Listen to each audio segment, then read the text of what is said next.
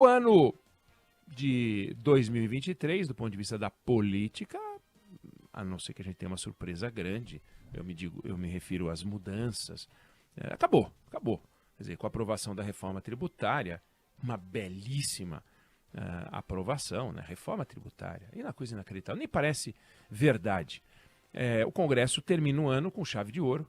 Finalmente, a gente deixa para trás, claro, vai demorar, tem o período de transição, mas a gente deixa para trás o pior sistema tributário do mundo e a gente abre espaço para o empresário guiar a produção pela capacidade do mercado, pelas características do mercado consumidor, e não porque tem mais vantagem tributária, tem menos vantagem tributária, que é uma coisa bizarra que acontecia no Brasil. Então não temos tempo para mais nada, mas já temos sinal de que em 2024 vai ter debate quente. Por quê? O presidente do Senado, que é também presidente do Congresso, Rodrigo Pacheco, avisou que pretende colocar em votação uma PEC, que nasce polêmica, é polêmica, aprovada continuará polêmica, reprovada continuará polêmica. Ele fala em discutir no primeiro semestre do ano que vem, que é a PEC do fim da reeleição para os cargos executivos. Presidente, governador e prefeito passariam a disputar uma única vez. Uma única vez, como era antes de 98, a emenda é de 97, mas como era antes da eleição de 98, quando a gente teve a primeira campanha com reeleição, vencida pelo presidente que inventou a reeleição, Fernando Henrique Cardoso, que fez uma reeleição para ele, uma emenda para ele. Aí depois que ele se reelegeu, aí passados anos, há 3 anos ele publicou um artigo dizendo, olha, foi um erro. Historicamente, foi um erro. Ele acha que 4 anos são insuficientes, 6 talvez seja tempo demais. Então, vamos fazer que tal um mandato de um ano só, de um mandato só com 5 anos, né? É mais ou menos isso que vai para o debate. Eu não vou aqui entrar nos detalhes de como a reeleição foi aprovada, tinha muita denúncia na época de compra de votos, teve deputado confessando que recebeu dinheiro, isso não é o caso. Porque o fato é que passamos a ter uma reeleição. E desde então, Lula foi reeleito. Fernando Henrique, né? Lula foi reeleito e Dilma foi reeleita. O Jair Bolsonaro não conseguiu.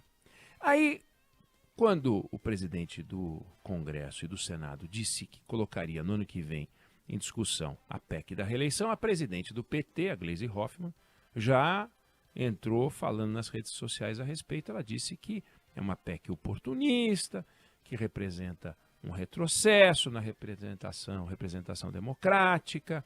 Ela falou que os tucanos criaram isso, e é verdade, em benefício próprio, e é verdade, que as elites na época apoiaram e aplaudiram, o que é verdade, mas que agora que os presidentes do PT são reeleitos, aí a reeleição virou um problema. Desde o golpe da Dilma, ela chama de golpe o impeachment da Dilma, a Dilma caiu porque fez uma estrepulia, ela chama de golpe, deixa chamar. E especialmente na execução do orçamento, que favorece a reeleição da maioria conservadora, blá, blá, blá, blá, blá, blá.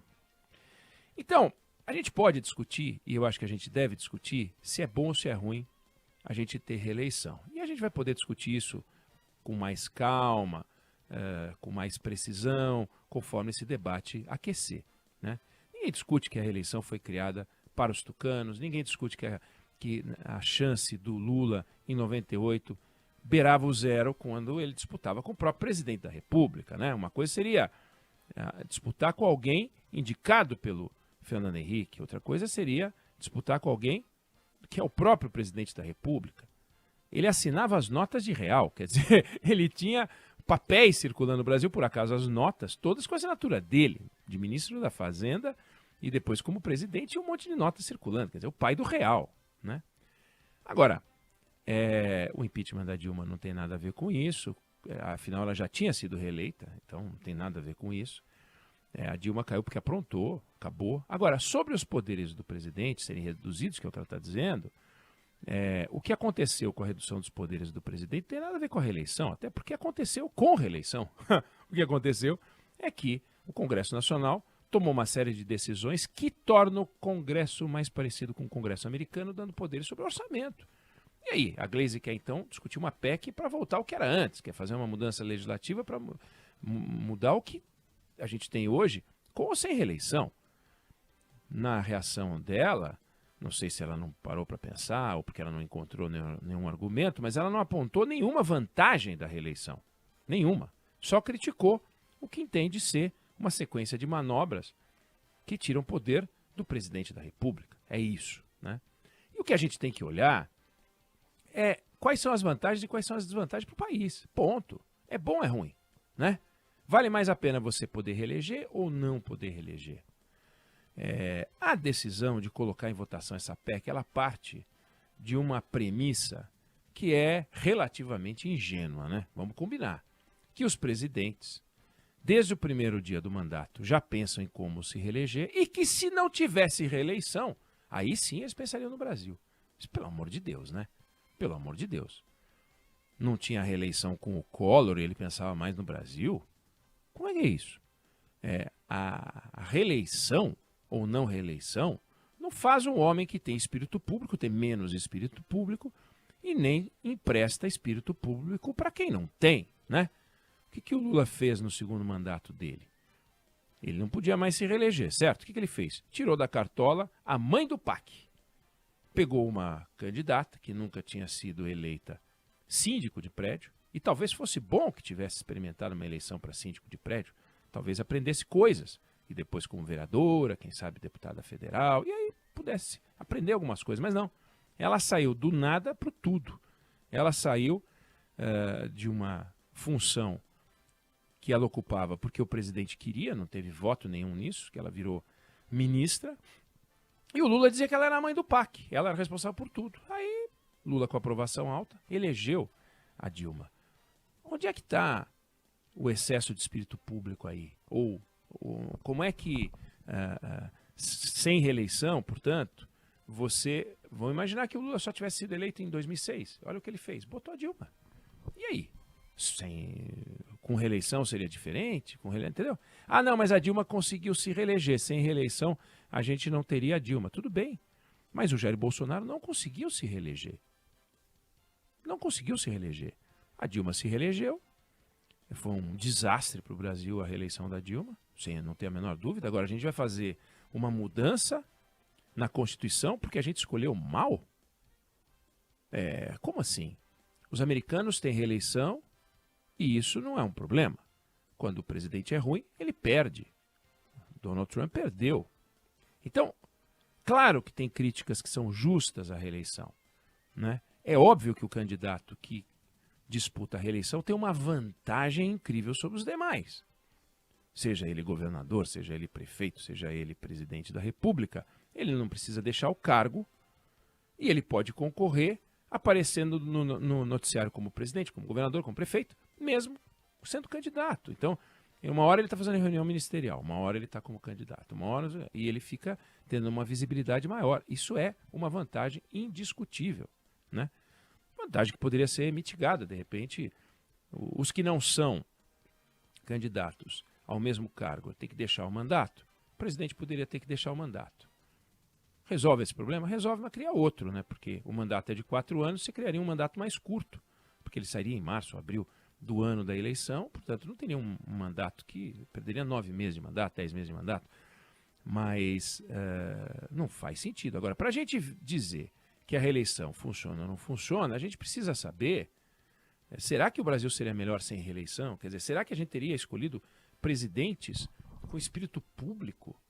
E nós escolhemos presidentes sem espírito público? Quer dizer, então, que se a gente tivesse parlamentarismo no Brasil, o primeiro-ministro seria um homem extraordinário. Com o presidencialismo, o presidente da Câmara ou os grandes líderes do parlamento, aí são homens que não são extraordinários. E só porque você aprova num pedaço de papel uma mudança de modelo, homens extraordinários, figuras públicas extraordinárias, mulheres extraordinárias começam a brotar de tudo que é lugar.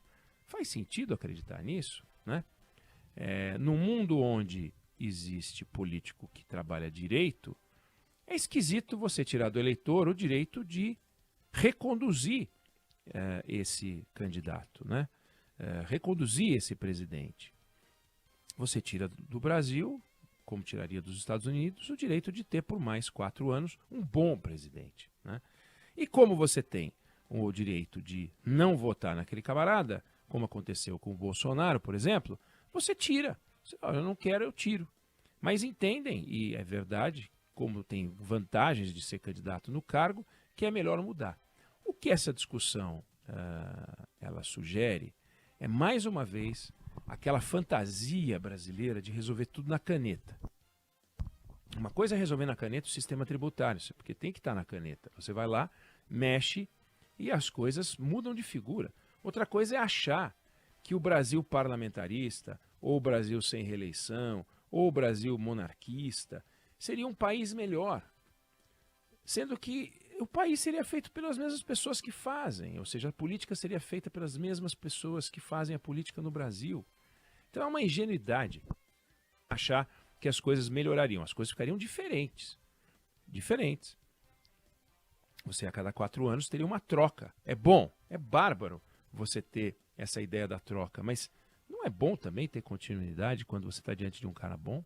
Será que a gente é obrigado a cada 4 anos ter um custo? Olha o custo que é. Bolsonaro perdeu a eleição. Olha o tempo que o novo governo perde para voltar, saber, conhecer as informações, montar os ministérios. Perdem-se meses e meses. Que se fosse o Bolsonaro reeleito, não perderia. O Brasil fez a conta falando, não, eu quero pagar o custo de transição porque eu não estou gostando do governo Bolsonaro. Show de bola, vamos embora. Mas e se tivesse gostando? Não seria uma vantagem não pagar o custo de transição? Essa é que é a questão. Quando você coloca a reeleição, ainda que no espírito de exceção, dá para você premiar aquele que trabalha bem. E você não vai conseguir premiar, nós vamos só lamentar. Puxa vida, esse foi um bom governo e não funcionou. Aí vão dizer, mas o governo, para encerrar, né? A gente vai voltar a esse assunto mais para frente, mas para encerrar, o governo, quando tem a reeleição pela frente, ele evita alguns temas. O presidente Temer, ele fez a reforma trabalhista, ele colocou em discussão mudanças no ensino médio, fez a lei de responsabilidade das estatais e encaminhou a reforma da Previdência. Ele não disputou a reeleição, mas ele poderia disputar a reeleição. Aí por razões outras, que a gente sabe, das denúncias que surgiram, que depois se revelaram todas infundadas, a chance dele eleitoral foi para o vinagre. E aí o que aconteceu, em vez de você disputar com um candidato que estava fazendo um bom trabalho, teve que inventar um outro, que foi o Henrique Meirelles, que tiraram ali, pega esse aí mesmo. É isso. Então você tirou do Brasil o direito de ter mais 4 anos de Temer, na minha visão. Outros vão dizer que é um absurdo isso que eu estou falando. Eu não sei se você concorda, se você discorda, mas a gente vai voltar a esse assunto, pode ter certeza. Mas essa é a minha opinião sobre esse assunto.